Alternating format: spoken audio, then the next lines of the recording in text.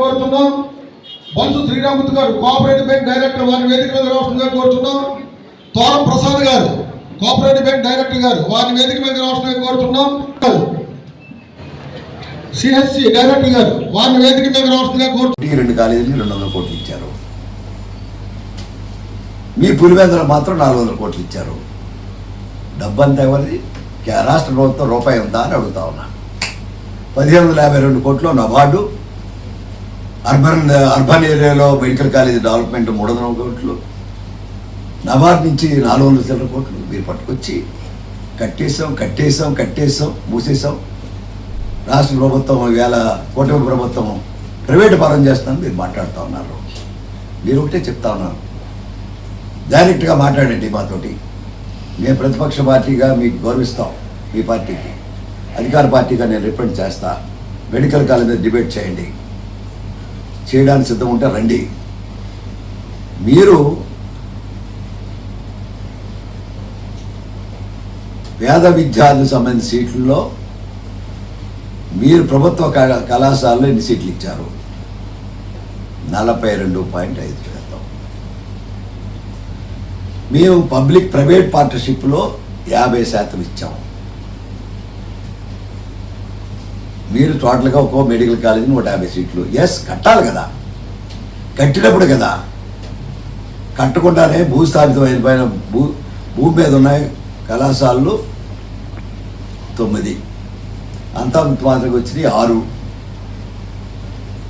మేము భూమి మీద ఉన్నదాన్ని కూడా పీపీపీ చేస్తూ ఉన్నాం. ఎక్కడ? ఎస్టీ ఏరియాలో సంబంధించిన అల్లూరు సీతారామరాజు జిల్లాకు సంబంధించిన ఒక మెడికల్ కాలేజీ. మీరు భూమి కూడా సేకరించలేదు అక్కడ. ఈవేళ మీ పద్ధతిలో చేస్తే 4 సంవత్సరాలు 2020లో మీరు ప్రారంభించారు మెడికల్ కాలేజీ. 2024 జూన్ దాకా ఉన్నారు. 1550 యావరేజ్గా కాలేజీకి వచ్చి 17% ఖర్చు చేశారు. మేము అదే పరిస్థితులు ఖర్చు చేయాలంటే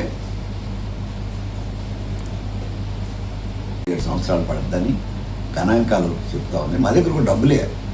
మీరు అప్పులు చేసిపోయారు, బకాయిలు కూడా పెట్టిపోయారు. బకాయిల వల్ల మా ఆర్థిక వ్యవస్థ ఈరోజు రాష్ట్రంలో కుంటుపడి ఉంది అనే మాట చెప్తా ఉన్నాం. ఇది ఒకటి మీరు అర్థం చేసుకుని, మీరు పెట్టిన కళాశాల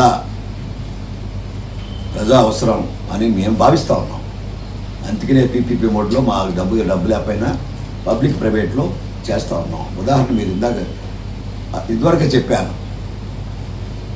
మీ తండ్రి గారు ఆ రోజు ఈఎంఆర్ఐ 6 ఎమర్జెన్సీ వెహికల్ 108 కానీ 104 కానీ పీపీపీ మోడ్లు నడిపేవాడు. ఇవాళ నేషనల్ హైవేస్ అన్ని కూడా పీపీపీ మోడ్లో నడుపుతున్నామే. పబ్లిక్ ప్రైవేటే కదా. గ్యాపింగ్ ఫండ్ ఇచ్చి ప్రైవేట్ దారులే రోడ్లేసి టోల్ వేసి కట్టుకునే విధంగా పెట్టారు. దేనికి ఎందుకు వ్యతిరేకిస్తా ఉన్నాం? నిర్మాణ కార్యక్రమం ఈ రాష్ట్రం కుదరదు. అమరావతిని 5 సంవత్సరాలు మట్టాలు పెట్టావు, పోలవరం మట్టాలు పెట్టావు, 3 రాజధానులు చెప్పి ఈ రాష్ట్రాన్ని అభివృద్ధి లేకుండా చేసావు.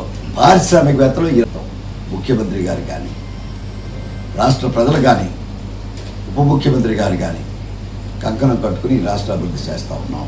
రేపు 14-15 జరగబోయే నవంబర్లో ఎకనామిక్ సమిట్ మీరు కూడా ఆహ్వానిస్తూ ఉన్నాం. రండి, మేము సమితి ఎలా నిర్వహిస్తాం? మీరు ఏది కోట్లు ధరించి మీ ఎంప్లాయీసే, మీ ఎవరైతే ఐపాక్ కంపెనీలు ఉన్నారో వాళ్ళ కోట్లు వేసుకొచ్చి ఎకనామిక్ సమితిలో అగ్రిమెంట్లు అయినట్టు చూపించారు. వాడికై అబద్ధపు ప్రసారాలతోటి మీరు అబద్ధపు మీడియా, సాక్షి మీడియాతోటి మీరు వ్యవహారాలు చేస్తున్న వార్తలు కానీ, పెయిడ్ సోషల్ మీడియా కానీ తీవ్రంగా ఖండిస్తాం. నిజాన్ని రండి, నిజాన్ని చెప్పుకుంటూ ప్రయత్నించండి. నిజంతో బతుకుతాం. ఈనాడు మేము మీరు జే బ్రాండ్లు పెట్టి అనారోగ్యం అనేక మంది మరణించారు. మేము ఇప్పుడు చెప్తా ఉన్నాం, క్వాలిటీ బ్రాండ్స్ పెట్టాం.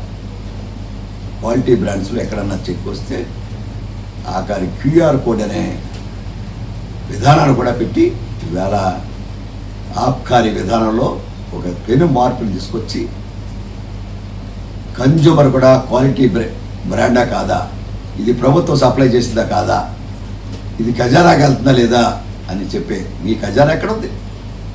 మీ సొంత డబ్బా, సొంత పెట్లు, రాత్రి కారులోనో లారీలోనో డబ్బులు సారా వేసుకున్న మీ సారా విధానానికి చెక్ పెట్టడానికి కుయ్యారు పెట్టాం.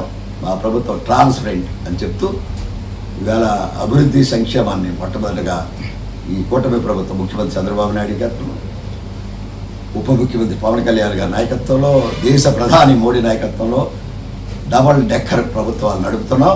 రాష్ట్ర ప్రజలు, దేశ ప్రజల యొక్క సంక్షేమ అభివృద్ధిని ప్రధానంగా తీసుకెళ్తానికి ప్రయత్నిస్తున్న ప్రజలు